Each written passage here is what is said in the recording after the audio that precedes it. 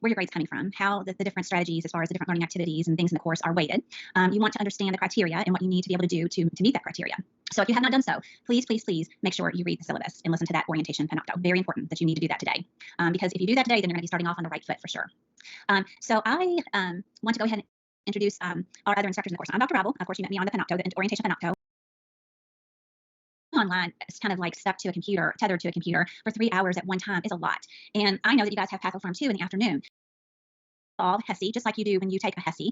That's the code you will use. I think maybe in previous course, you may have had like a SurePath that was linked to HESI. In this course Point is a Lippincott product. It is not linked to Evolve HESI. Okay, so Point is one platform, and those enrollment instructions are posted on Brightspace in the All Weeks folder. And you need to enroll in Point so you can access PrepU, eBruner, the interactive case studies, all the videos in Point. So that's one separate platform. And then you have your HESI, your Evolve platform that you have your regular codes for. The two of those are not linked. Okay, so you will just use your HESI Evolve concepts are. But when you listen to the panoptos and then you come to class for discussion, really think about the main concepts that we're talking about. Try not to get lost in little bitty details along the way. You want to understand the big picture of what's going on with the patient and what you should be assessing. For instance, what indicates the patient is in respiratory distress, and then what are those high priority interventions. So that's what we're going to work on this semester. When we get to the final comprehensive exam, because it is large, it's comprehensive, involves the entire semester, I will give you some concepts. I'll list out concepts, but again, they will be very general. And so it's not, don't expect that it's going to be this nitty gritty stuff that we're gonna give you bullet point, really specifics. As William, contact Miss White about that. I've already talked to Miss White about codes for Evolve. So please reach out to Miss White. Okay. First time pass rate. So I would have to give Miss White exactly on the first time pass rate, but I know overall, even with the second attempt, we had about 85% of the students who met benchmark, which is really good for a second semester HESI. Okay. There is going to be recitation in this course, just to let you know that you have a lot of resources to use to help facilitate your success. So we will have recitation weekly. We'll announce the day that's going to be on in time. I'm working with faculty to set that up right now. We also have SIs that we're getting in place to help with SI sessions, student instructor sessions. And then a lot of times we'll have AST do a review right before the exam. So there are lots and lots of opportunities to help, just for you to join, to help you with your study process and to ask questions. And then, of course, reaching out to any of the faculty to meet with us if you have a question and you're not understanding a concept. We're happy to talk with you about that and help you understand. All right, anything else class related before we move on to clinical? You guys have asked some really great questions.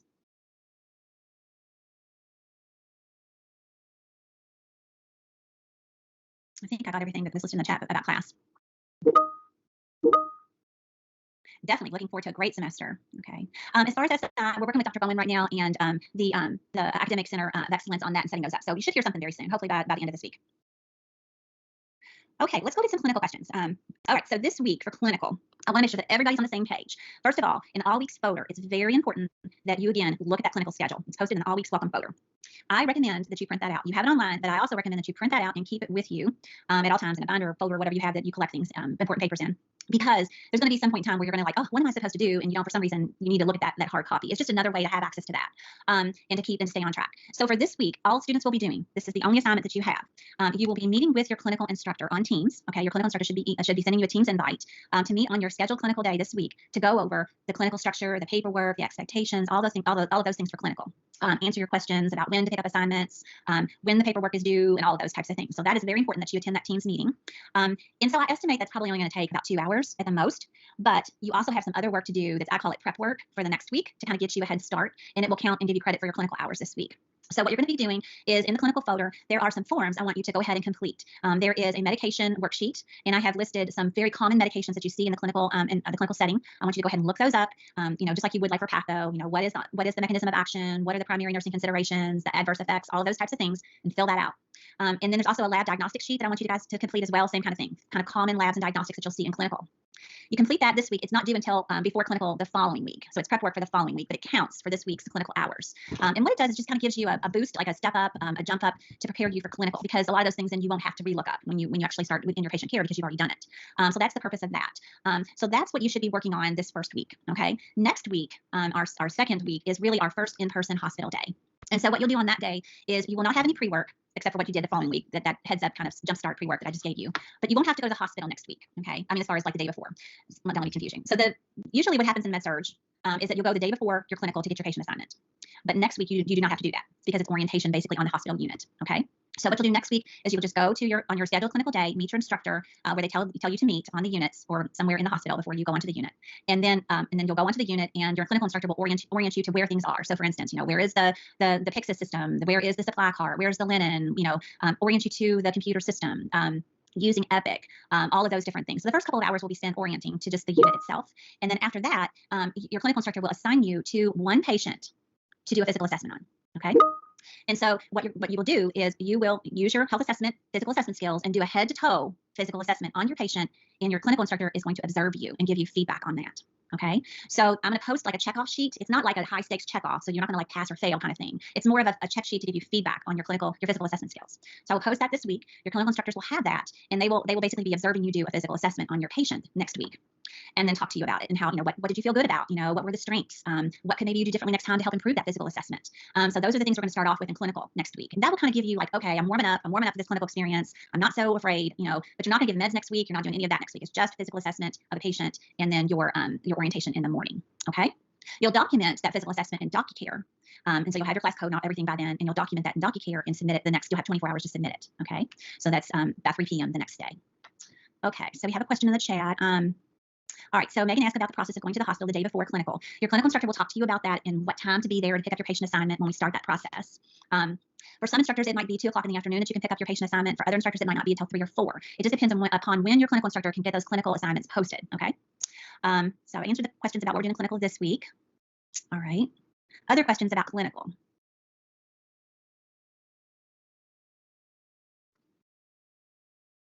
Other questions about clinical. Your clinical instructors you'll have lots of opportunity to ask questions this week in your virtual meeting. Your badge didn't work. Okay, well then you need to let your clinical instructor know about that for sure, Megan, right away so they can address that with the hospital people, okay? OR pullouts, good question. Okay, so this is exciting. Most students like this. So this semester, you're going to have an observation day. It's a perioperative clinical observation experience. And there's actually a pullout schedule posted in the clinical folder for you to see when your day is. So the only pre-work that you have to do for that experience is to watch there's a PowerPoint that actually the people from the hospital created. I didn't create that. The people from the perioperative area created that. So you're required to watch that PowerPoint, go through that, and review it, and read it. And then also there are some objectives for you to read to think about to help prepare you for that day. And there are specific instructions about where to go and what time to be there. Okay, so you'll want to go into that clinical folder and click those areas, those folders, to get those specific instructions. All right. Now, I will tell you, last semester, some of the students had trouble finding the Cath Lab A site at MUSC. And Dr. Terzulli is one of our cardiac specialists in this course, so maybe she can help us a little bit. Dr. Terzulli, there were a lot of students who had trouble finding that area for some reason. I don't think it's clearly marked. Can you help us with that? You said the cath site, the cardiac cath site? Cath Lab A. So the cath lab is on the 3rd floor of the art building. When you get off those main elevators, if you go left, like inpatient areas, the ICU, and 3 West, if you go right, there's a giant waiting area, and there should be like a little desk there with a concierge. So if you just ask the concierge, they can buzz you back. There's also kind of a back way in. You can bypass that on an additional hallway. That will be hard to explain verbally, but I can certainly take my groups through there and show them the back way. But as long as you ask at that desk, they can buzz you back. So just get yourself to the 3rd floor, and that's a good start. I think the problem was that what we want to do is we want the students to go to pre-op holding early in the morning to see that process and then to follow that patient all the way through. And what was happening is the students were missing that. They were going back to the procedure area and things weren't getting started yet. So we want the students to be there really early to see the pre-op holding piece of it, which is going to be about 6 a.m. in the morning. And they were getting lost and trying to find that pre-op holding area.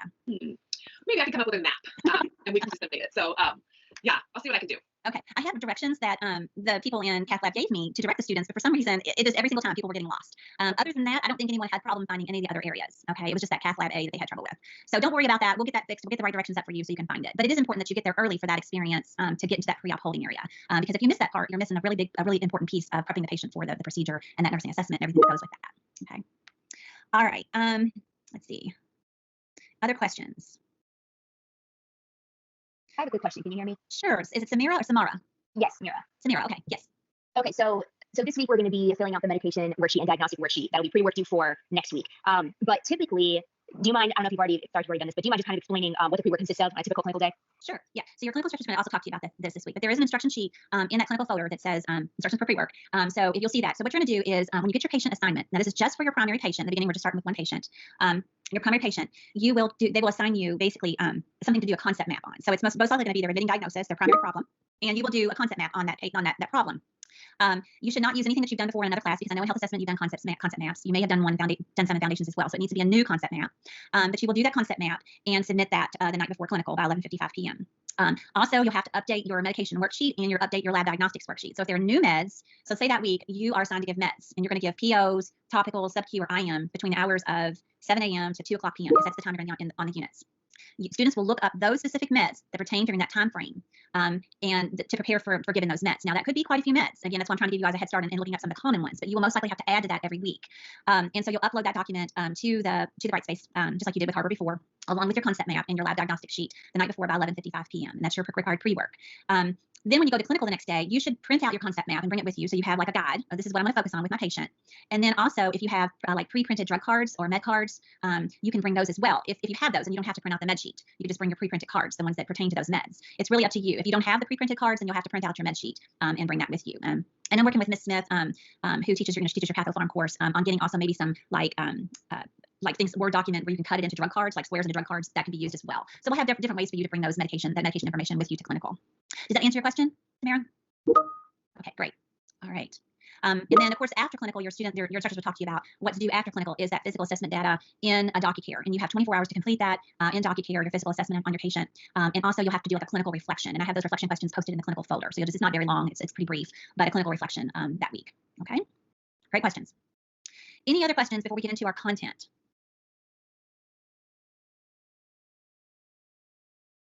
Dr. Rival, there was a question about going to clinical on Wednesday, going to the hospital on Wednesday if they have a clinical on Friday to save a trip. And I know a lot of students ask about that, and I want them to understand why they can't do that.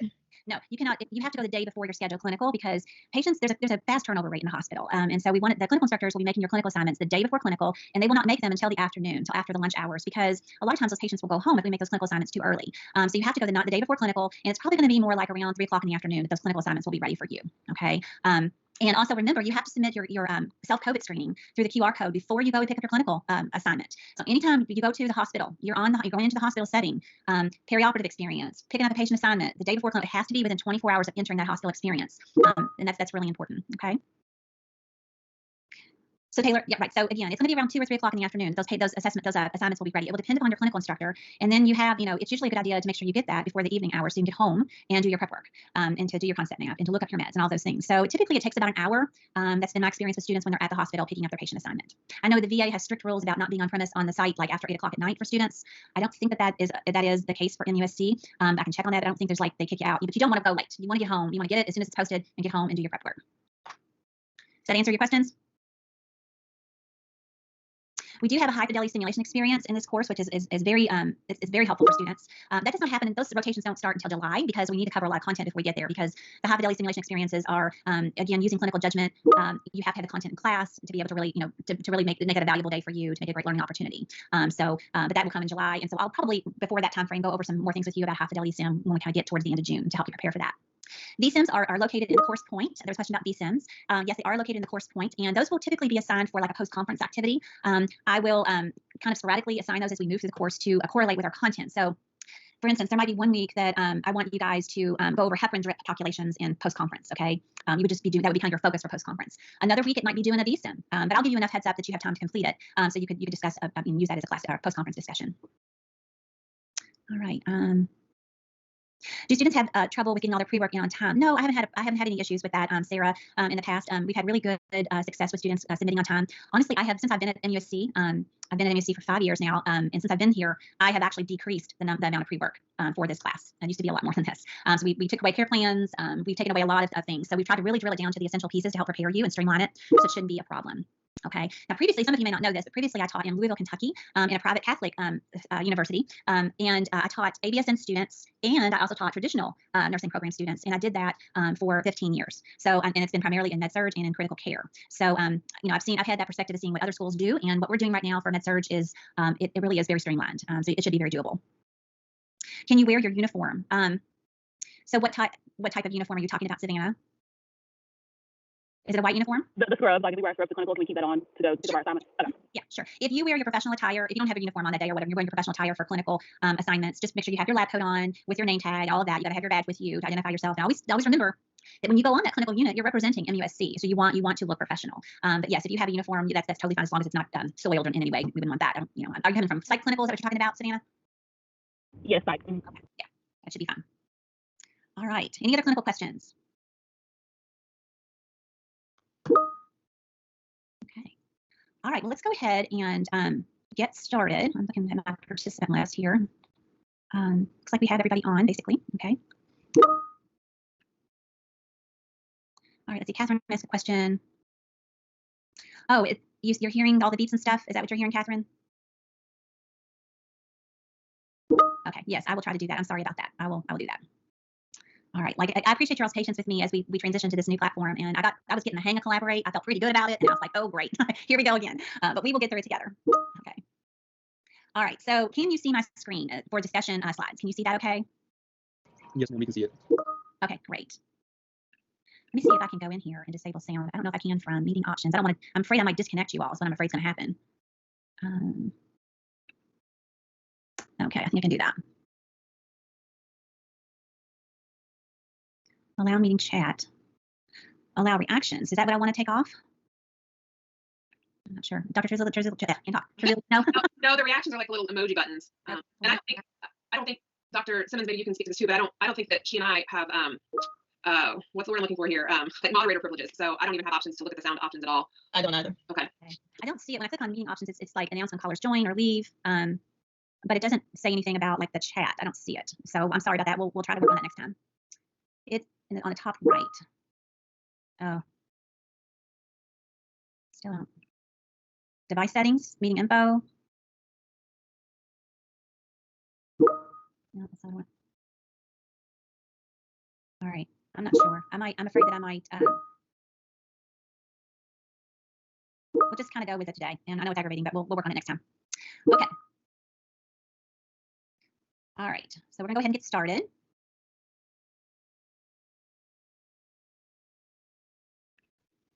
Oops. Can you all see that okay? Yes, ma'am. Okay. All right. So go ahead and get started.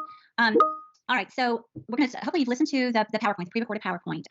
And we're going to talk about some of the main concepts here about oxygenation. Okay. So if you think about a clinical scenario, if you were going to go into a patient's room, okay, at the beginning of the shift, what are the really, really essential things that you want to observe for that patient when you walk into that room as far as respiratory assessment goes? What do you think about that? Okay, respiratory rate and pattern. Okay, chest expansion. Okay, breath sounds. So how do we know? I mean, how do we know? Somebody mentioned work of breathing. How do we know that that person is having trouble? All right, use of accessory muscles. So tell me a little bit more about it. So it's been putting on your chat the entire time. Why don't we have people raise their hand and I will call on you and you can talk to us as well. So we can do that as well. How would we know if somebody was having trouble? Somebody talked about work of breathing. Hi, I'm Ellie. I raised my hand. I don't know if it works though because I don't have Teams. Labored breathing is like the use of your abdominal muscles. Like you can see somebody's abdomen going in and out a lot, and then it'll reflect in their O2 sats. Sometimes you can even see it in their back or from like the flank of how hard they're working to breathe. And that's like a big thing for using your accessory muscles and labored breathing. And then you'll see it in their O2 sat because it'll start to decrease, and the respiratory rate is typically higher. Okay, great, awesome. Thank you for that. So definitely, we want to be able to see if that patient is working really, really hard. And those accessory muscles retractions, Rachel had stated in the chat, are really going to be important to pick up. And so they're going to be having that increased work of breathing. If someone has chronic respiratory disease, when would we know that they're actually getting into trouble with that? Because they may be using some compensatory mechanisms, right? What do you think about that? How are you going to know if somebody has a chronic respiratory disease? Okay, when there's a change in their baseline, very good. All right. So you go into the room and the patient suddenly is, they're having those retractions. Are retractions always a sign of respiratory distress? Is that something that's going to be a pretty good indicator that the patient's getting into trouble? Okay, hard to arouse, all right, definitely. So we're gonna have change in level of consciousness, cyanosis, very good. So what I want to point out is that retractions, somebody talked about retractions, that's a very, very strong indicator that somebody is in acute respiratory distress. Somebody that has chronic respiratory distress would most likely, they might show accessory muscle usage, but not necessarily, does that mean accessory muscle usage? That doesn't exactly mean that a patient is in acute respiratory distress, okay? So that's something to understand. So I'm trying to move my slide here. Here we go. So that's important, trying to distinguish what's different between acute respiratory distress versus chronic respiratory distress. So if somebody is in chronic respiratory distress, they are going to have quite a bit of compensatory mechanism. So what's a compensatory mechanism? Somebody unmute and tell me about that.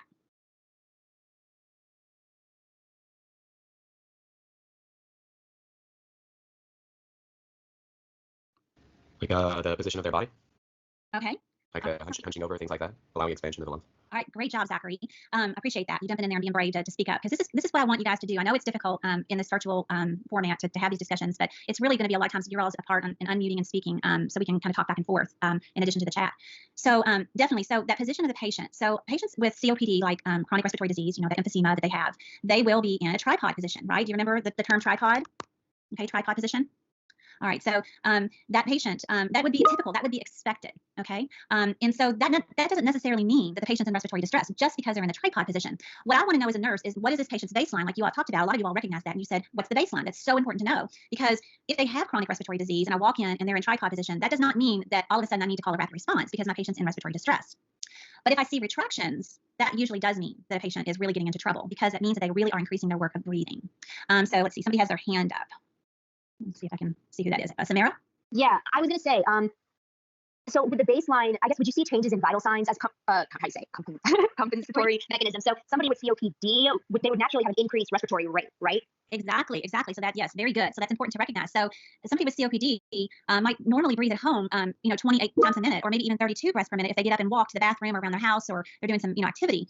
And then they sit back down, and then their heart rate calms down, their respiratory rate calms down, all that kind of calms down again. But that's their body's way of compensating, right? That doesn't necessarily mean that a patient you're going to have to do some immediate intervention as far as like bumping up their oxygenation, as long as they're continuing to compensate. So it's always an ongoing assessment, and we need to know where the baseline is. And so what we want to know is this patient getting worse? Are they kind of where they were, okay, chronic respiratory disease, or are they getting worse?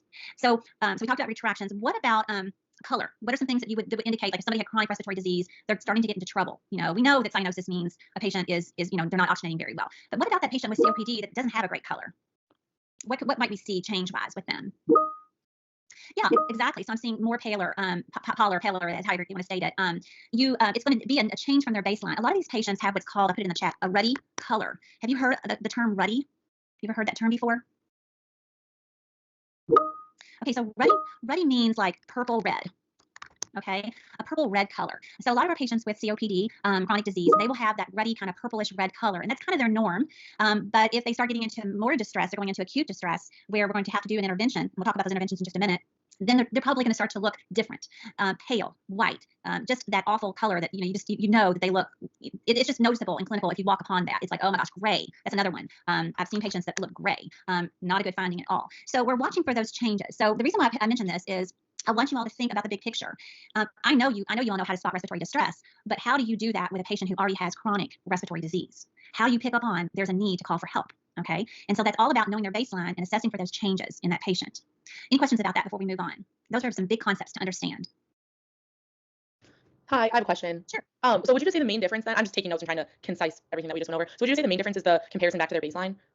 Yes, it's going to be how they changed. And does that change indicate they're getting worse, or does that change indicate they're getting better? Because it's going to go, we can also see the opposite side, that they're improving. It might be something as small as they ambulate to the bathroom and their saturation doesn't drop as much as it used to. Okay, so maybe it's a patient with COPD, and normally when they ambulate to the bathroom, when they were first admitted, their stats had dropped to 87%. And we get them back to bed and they would come back up to 89 or 90. But now, since we started their albuterol treatments to open up their airways, and we're giving them medications to thin out their mucus, and they might be on an antibiotic, those types of things, now they tolerate that activity a lot better. And so their saturations don't drop as much. It's a continual assessment. That's what you're doing, always going back and forth and evaluating how that patient's changing. Does that help? Yes, thank you. Okay. All right. Okay, so here is a practice question for you. Okay, and we'll just have to, like I said, next week I'm going to try to figure out this poll everywhere and how we sync it in here. But you can just put your answers in the chat right now. All right, so which of the following statements is true regarding a non-rebreather mask? Okay. Oh, actually, a poll popped up here. That was me. This is Dr. Triculi. I'm playing around with these things in here, so we'll see what happens. I'm like, I didn't do that. Okay. All right, so I'm getting B's here. Okay. So can somebody unmute and tell me why you chose B? I could do it. So the non-rebreather mask for option 1 is supposed to be 80% to 95%. So I knew that one was wrong. Okay. And then I know that for option C, it says it'll ensure that the patient will have 100% saturation, which is not true, because it'll only be 95% again. And the minimum for non-rebreather is 10, so it'll be 10 to 15. So the only option that could be correct is B. Okay. All right. So great job, Rob. So what you did is you used a process of elimination. You looked at the options and determined what was wrong with each of those options and why they didn't work best for this question. So that's a really good way to approach these types of questions. So you have to understand, first of all, going into it, what is a non-rebreather? Okay, that's going to be important. And how do you set that up? And again, for a non-rebreather, you have to have that oxygen dialed all the way up to 10 to 15 liter of flow for it to work. Okay, so that's a really important piece. Also with C, as far as the C option said, a non-rebreather mask ensures the patient will maintain an O2 sat. Can we ever be assured that a patient's O2 sat is going to be a certain level on a certain amount of oxygen? Is that going to happen? No, not with a non-breather. Not with any oxygen, right? Because we don't know. It's all about how the patient is going to respond to it. So just because we put somebody on oxygen doesn't mean automatically they're going to achieve a certain level of, their oxygen sats are going to get to a certain level. It's dependent upon the patient and how they respond to that oxygen. So it's going to differ with everyone. So we never know exactly how they're going to respond. We could have a patient on 100% non-rebreather and their O2 sats still stink. Okay, they're still awful. That would be like a patient who's getting ready to code, that sort of thing. So that's something to think about. We can't completely know how they're going to respond. Okay. Questions about that? Everybody all right? Somebody asked in the chat about Venturi and simple face mask. So Jacob, so with Venturi, Venturi mask is a specific type of mask that you dial in a precise amount of oxygen. So I talked about in the Panopto. We use that a lot with our COPD patients. We want to have like a precise amount that we know exactly what we're giving them. So that could be like 40%, 60%, that type of thing. Whereas a face mask is going to be a range. You really don't know exactly how much you're giving them, but it's a range that you're in. But with a Venturi, it's a precise amount that you dial in. The big concept with that, again, what I want to try to get across to you all is think about the big concept here. Why would we want to know precise oxygen delivery to a patient with COPD? What is the concept? Is it Yoshida or Megan? Megan, did you have your hand up? Oh, sorry. I think I forgot to take it down from when I first asked a question. Okay, that's all right. Anybody else? It can make their condition worse. I'm seeing that in the chat. So tell me a little bit more about that. Why would it make their condition worse? So Hannah's getting it. We need to make sure they don't end up with a buildup of CO2. So Hannah, can you unmute and tell us a little bit more about that?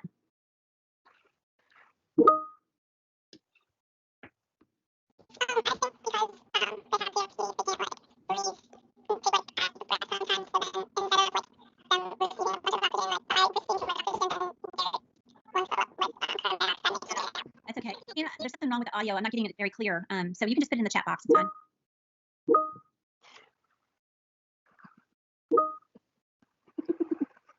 So what do you think? This is going to be a great semester. I can tell you guys, you've got a good sense of humor. All right, so let's talk about this. So what are we worried about with a patient with COPD if we give them a high amount of oxygen? Somebody talked about CO2. Okay, all right. So it's not really toxicity per se, but so you think about a patient with COPD and how their body responds. I know you all talked a little bit about this in health assessment. They retain CO2, right? So we know that patients with COPD, they have hyperinflation, okay, hyperinflation.